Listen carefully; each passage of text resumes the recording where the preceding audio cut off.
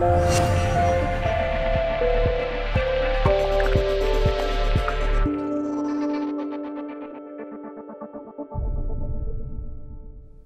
I'm here talking with Ádám Ficsor, who is a CTO of ZK Snacks and the creator of the Wasabi wallet, Bitcoin wallet, which is a very privacy-centric Bitcoin wallet.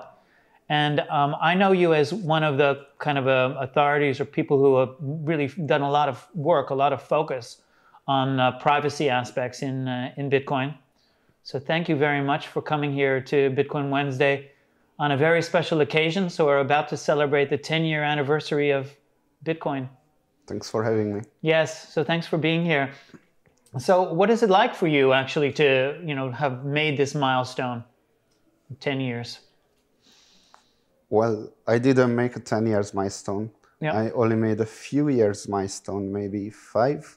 I'm not exactly sure, but I got into Bitcoin right away as I heard about it. So it's really interesting that we have already 10 years into this experiment, right? So how did you get into it? Well, have you heard about the Silk Road? Yes. So what do people do when they get bored of work and have a midlife crisis? Go back to university. So I went back to university, and in the first and before the university there was a camp, and I went to that camp, and the guy had some hashish, and we asked where did he get it. He said from the Silk Road. So the things were coming from their own. That how did you buy it? What did you use? What is this Bitcoin thing? And when we went home from the camp, we looked into that and tried to mine. Of course, we could not, even in 2013, yes. And that's how I heard about it and got into this. And why privacy? Why is that important for Bitcoin and for you? Well, we have privacy in the specification. There are properties of good money, and we want to build good money. And one of the properties is fungibility.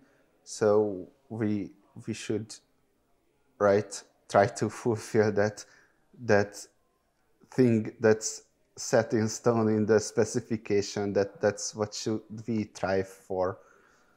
What does fungibility actually mean to you personally? Why is that important for you? I was not a freedom fighter or an anarchist or anything like that. I simply had a technical problem. I solved it, but there was one issue with that, and I ended up working months on it and learning about privacy, because this problem was about Join Market, which is the first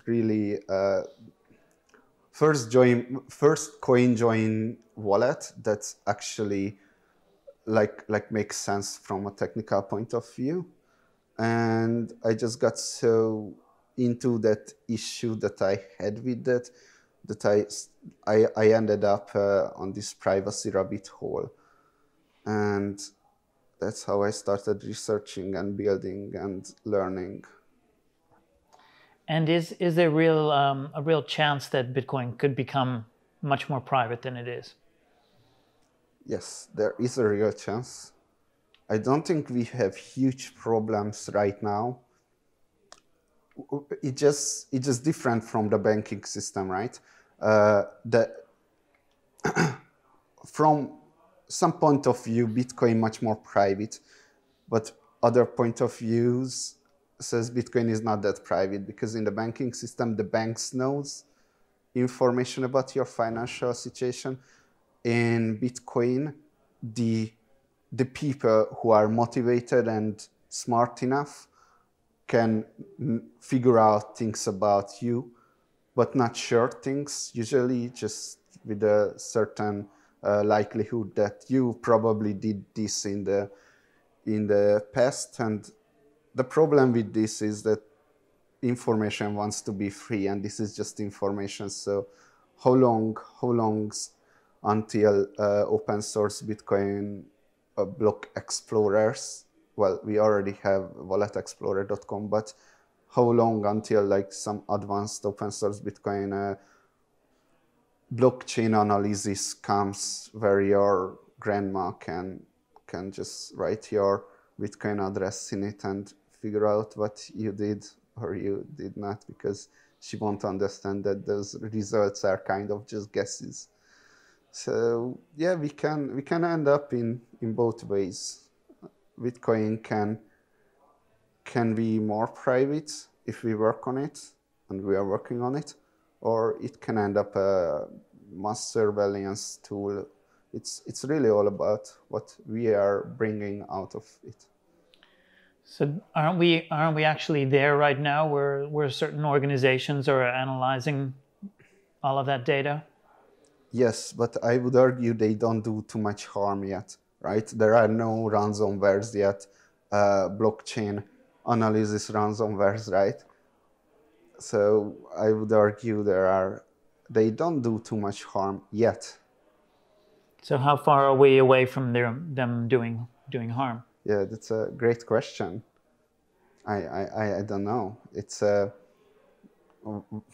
like a question is what's going to be the Bitcoin price 1 year from now. No one really knows. No one can predict the future. But I mean, you can think along these lines as a thought experiment. This information, this transactional information, is quite valuable, isn't it? Yes, it is.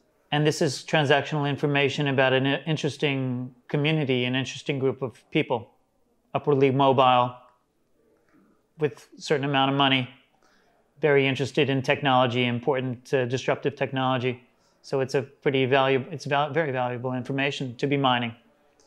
It's probably the most valuable information, assuming that Bitcoin is going to take over the world, and I am assuming that. So So why is it the most valuable? What could people do with it? Well, you cannot figure out as many things about your chat history than what's your financial history. If you have done things what you are not proud of, right, and all of us did, then it would not be great if it would get exposed. But that's a kind of a personal, that could incriminate people personally. Yeah, yes. But thinking beyond that, we can go into the political level of this, right? Exactly. Many governments in the world are not that don't value their people's lives that much. Like, let's look at Venezuela. If Maduro figures out what people do with their money, that won't end well. So, what do you think is the best and the fastest way forward for Bitcoin right now to make it more fungible? Wasabi wallet is the fastest way. We are working on a wallet. It's called Wasabi wallet, and it is doing coin joins, which are mixing Bitcoins. Well, this is the slow but sure way to reclaim your privacy. And there are other things like pay to endpoint and things like that, enjoy market, which are faster, and while they are sure too, it's just a bit, well, not the quality of privacy, but it's less, the anonymity set is smaller, which it just means how many people are you hiding in the crowd? Yeah, something like that. It's how many, because you cannot be private by yourself. you cannot be anonymous by yourself. You must hide in a crowd. Right. And it just, the question is how big is that crowd? If it's cash, then it's a huge crowd. It's millions of people. We cannot achieve near as good privacy as with cash, but it's a question, how much privacy is enough? And we will figure out. So when you're saying that, all I can think of is that we should have, say, anonymity by default in Bitcoin. Well, we should have anonymity by default. We should have instant transactions by default. We should have limited money supply by default. Well, we have that, but you know my point is that we should have a lot of things by default. We still have to find a balance, because if you concentrate on only one thing, if you're a fungibility maximalist, then you are ruining other properties of the good money, and that will end up just as badly as you would just give up on the fungibility altogether. What are you ruining? What will you compromise? I think we have a pretty good balance right now. We should improve the portability, the acceptability, and the fungibility properties, right? Acceptability is adoption, that's taking care of itself, it's a network effect. Portability is like how fast you are sending Bitcoin transactions. Those are not great. You can roll on to the Lightning Network, and that we will see how that will turn out. And fungibility is, well, what I am doing. Yeah, sure. So this is what I didn't understand, is how can focusing on fungibility compromise the other areas? Does it mean, are you only referring to, say, the number of developers working on that area, that they're taking their attention away from the others? Or? Well, let's be more specific then. The specific example is confidential transactions. Yeah. Confidential transactions blinds the amount. The amounts of Bitcoin transactions suddenly become not visible by everyone. And that's a great thing, because that solves, like, almost makes everything what I was working on obsolete instantly. But that also means that you can inflate if there is a bug, if there is a quantum computers will be able to break the discrete logarithm assumption, then people might be able to inflate the Bitcoin money supply, which you trade privacy for less security, which might end up hurting the scarcity of money.